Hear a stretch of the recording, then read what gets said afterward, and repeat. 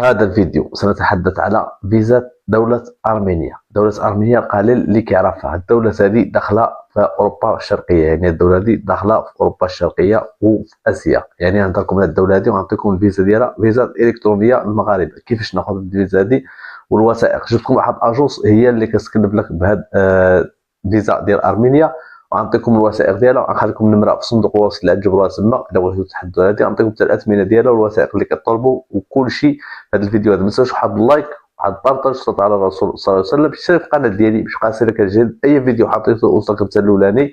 وبداو على تقع دوله ارمينيا في جنوب غرب آسيا، يعني تقع هذه الدولة في جنوب قارة آسيا، حدها في منطقة الجنوب القزوين بين البحر الأسود والبحر القزوين. تعد دولة غير ساحلة، وتحط بها دولة تركيا من الغرب، عندها حدود مع دولة تركيا من الغرب. هذه الدولة أرمينيا وجورجيا والأذربيجان من الشمال. هذه الدولة عندها الحدود مع تركيا وجورجيا والأذربيجان. الأذربيجان بدون فيزا المغاربة حتى هي يمكن لك السفر من الدولة لهذه الدولة عن طريق البر، يعني السفر عن طريق البر.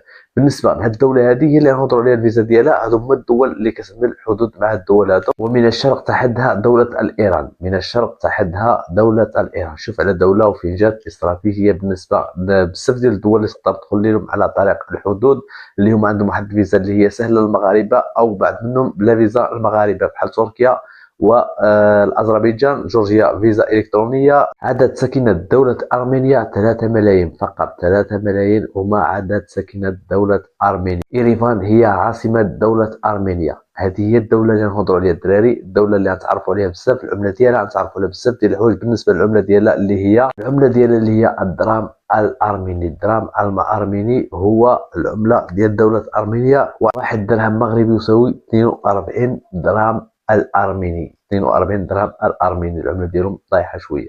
السفر الى دوله ارمينيا، هنا نعطيك الفيزا ديالها والوثائق ديال الفيزا، كلشي غادي تعرفوا معايا في هذا الفيديو هذا ان شاء الله. بالنسبه للفيزا ديال ارمينيا سهله، اللي غتخدم السيت اللي غنخلي لكم في صندوق الوصف. الا بغيتي تدخل تاخذ راسها، بغيتي تمشي لهاد الاجونس هذه وتتعامل معك، راه كتعامل مع الكليان. الطريقه الاولى اللي هي جواز السفر ديالك يكون باقي سالي، المفعول ديالو اكثر من 6 الاشهر، لا يقل على 6 الاشهر. ضروري تسطر عليها. جواز السفر ديالك لا يقل على 6 الاشهر. صورتين شخصيتين بدون نظارة. ضروري خصك واحد جوج صور خلفية بيضاء بدون نظارات. هذه هي خصك يكونوا عندك ولا تعدلهم فأي سيبر. ما تكونش دايزة على هاد الصور أكثر من 6 الأشهر. تأمين السفر اللي من أي فيزا كيكون فيها التأمين السفر. التأمين السفر اللي خصو ضروري يكون عندك. هاد التأمين السفر كيكون بواحد الثمن ديال 450 درهم سنويا. سنويا 450 درهم سنويا. في الحساب البنكي 3 الاشهر الاخيره. ضروري ما كاينش في الحساب البنكي 3 الاشهر الاخيره ديالك. خصك يكون عندك هذا الحساب مروج واحد شويه، واخا يعطيك الفيزا ديالك، ولكن خصك ضروري يكون الحساب ديالك مروج واحد شويه. هادو هما الوثائق ديال هاد الفيزا هادي الا بغيتي تخدمها مع هاد الاجونس هادي. بالنسبه للثمن ديالها 600 درهم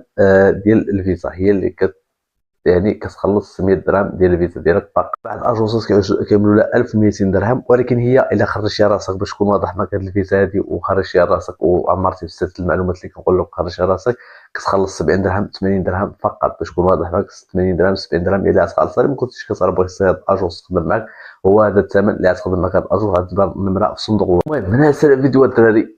ما تنساوش واحد اللايك وواحد البارطاج صلى الله عليه وسلم. نتلاقاو في فيديو اخر لكم احسن الفيديوهات، وشكرا على المتابعه ديالكم، وشاركوا في القناه ديالي باش يوصلكم اي فيديو من جديد يوصلكم نتوما الاولى. تهلاو.